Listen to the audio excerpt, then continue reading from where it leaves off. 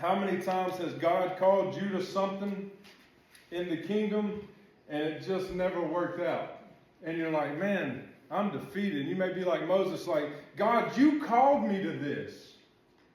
Yet every turn is a brick wall. Why do I have to, why did you call me to this if there's only defeat in it? Again, it goes back to the devil being a liar, and he wants you to think that. And now we start getting this mindset of, oh, it's not working, I might as well give up. For me, it was my call to ministry. I felt an overwhelming call to become a youth pastor or get into ministry. And I prayed about it, and I dove head first. I was all in. We were doing fun stuff with the kids. They were excited to come to church, but when they came to church, I stood on the principles of church is fun based off the Word of God, and they're growing in knowledge of who God is in their life. And I began to see changes in the kids that knew nothing about God. I've seen it here, this church. Kids that couldn't tell you one Bible verse that's answering 40, 50 questions in an adult trivia game. That was a kid in our community. And he called me at 2 o'clock in the morning, bawling his eyes out.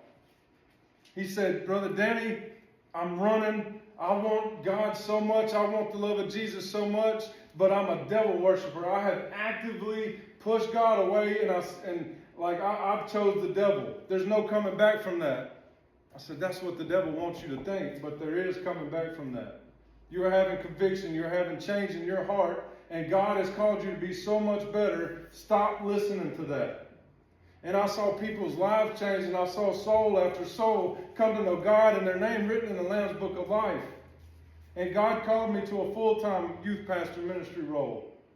And I was excited, man. I saw my son thriving in a kids' class, and all the youth loved him, and he got to go on the trips and everything because he's a youth pastor's son. And I saw my wife diving into ministry right there with me. She would have teenage girls calling her 1, 2 o'clock in the morning. Our house on the weekend would be kids everywhere. And I hit a brick wall. Something outside of my control, something outside of what I could change happened, and I lost that position.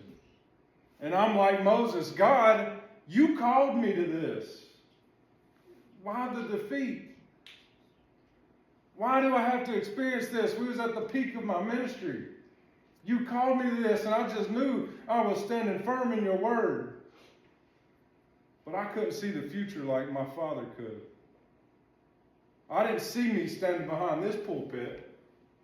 I didn't see my heart shifting to change to adult ministry and still be heavily involved in my son's worship style and church life and still helping my wife do the same thing. I didn't see that. I was one-sided in how I saw God using me. And the first roadblock I came to, I wanted to give up.